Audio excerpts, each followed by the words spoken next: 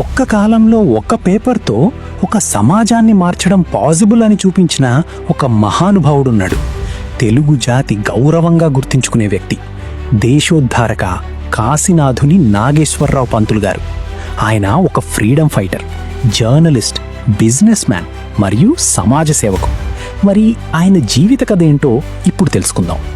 కాశీనాథుని నాగేశ్వరరావు పంతులు గారు 1867 మే 1న కృష్ణా జిల్లాలో ఉన్న యలకుర్రు అనే గ్రామంలో జన్మించారు.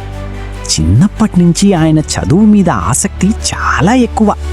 సామాన్య కుటుంబం నుంచి వచ్చినప్పటికీ తన బుద్ధి మరియు కష్టపడటం ద్వారా తన జీవితాన్ని గొప్పగా మార్చుకున్నారు.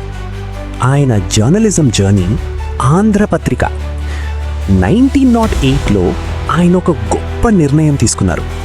ఆంధ్రపత్రిక అనే తెలుగు న్యూస్ పేపర్ని ప్రారంభించారు. మొదటి బాంబే నుండి స్టార్ట్ అయ్యి తర్వాత మద్రాస్ నుండి రన్ అయింది. ఆ కాలంలో ఆంధ్రపత్రిక తెలుగు జనాలకి ఒక మార్గదర్శిలా ఉండేది. బ్రిటిష్ రూల్లో జరుగుతున్న నిజాలు ప్రజలకి తెలియచేయడంలో ఈ పత్రిక ముఖ్య పాత్ర వహించింది. సింపుల్గా చెప్పాలి అంటే తెలుగు మీడియాలో రెవల్యూషన్ క్రియేట్ చేసిన పేపర్ ఇది. పంతులు గారు డైరెక్ట్గా యుద్ధంలో పాల్గొనకపోయినా తన పెన్తో పోరాటం చేశారు. ఇండియన్ నేషనల్ కాంగ్రెస్తో కలిసి స్వాతంత్ర పోరాటాన్ని బలపరిచారు. ఆయన రాసిన ఆర్టికల్స్ ద్వారా ప్రజలలో దేశభక్తి పెంచడం జరిగింది. Library movement.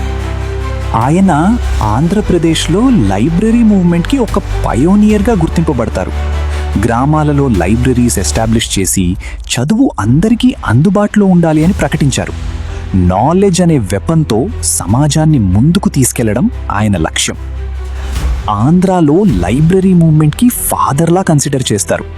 విలేజెస్లో లైబ్రరీస్ ఎస్టాబ్లిష్ చేయడంలో మెయిన్ రోల్ ప్లే చేశారు. యూత్ని ఎడ్యుకేట్ చేశారు. అమృతాంజన్ స్టోరీ. ఆయన ఫౌండర్ ఆఫ్ అమృతాంజన్. పెయిన్ బామ్గా స్టార్ట్ చేసి ఇండియాలో వెరీ పాపులర్ అయింది. పంతులు గారు అమృతాంజన్ అనే పెయిన్ బామ్ని కూడా ప్రారంభించారు. ఈ ప్రోడక్ట్ చాలా పాపులర్ అయ్యి ఇండియా అంతటా ప్రసిద్ధి పొందింది. ఈ బిజినెస్ నుండి వచ్చిన లాభాలు కూడా ఆయన సమాజ సేవ కోసమే, జర్నలిజం కోసమే యూజ్ చేశారు. Political role.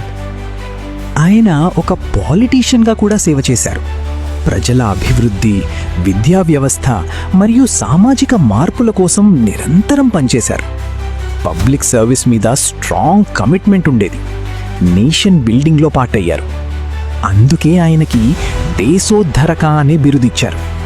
దేశోద్ధరక మీనింగ్ కంట్రీని అప్లిఫ్ట్ చేసిన వ్యక్తి. ఆంధ్రపత్రిక ద్వారా జనాలని జాగృతం చేశారు. ఫ్రీడమ్ మూవ్మెంట్ని సపోర్ట్ చేశారు. లైబ్రరీస్ ఎస్టాబ్లిష్ చేసి నాలెడ్జ్ స్ప్రెడ్ చేశారు.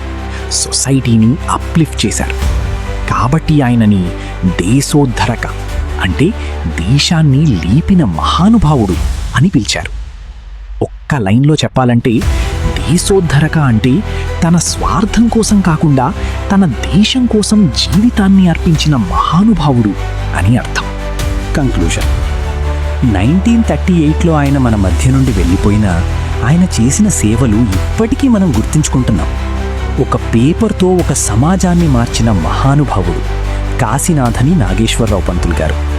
ఇలాంటి మహానుభావులను గుర్తించడం మన బాధ్యత. ఇలాంటి రియల్ లైఫ్ ఇన్స్పిరేషనల్ స్టోరీస్ కోసం మన ఛానల్ని సబ్స్క్రైబ్ చేసుకోండి. వీడియోని లైక్ చేయండి, షేర్ చేయండి. జై హింద్, జై శ్రీరామ్.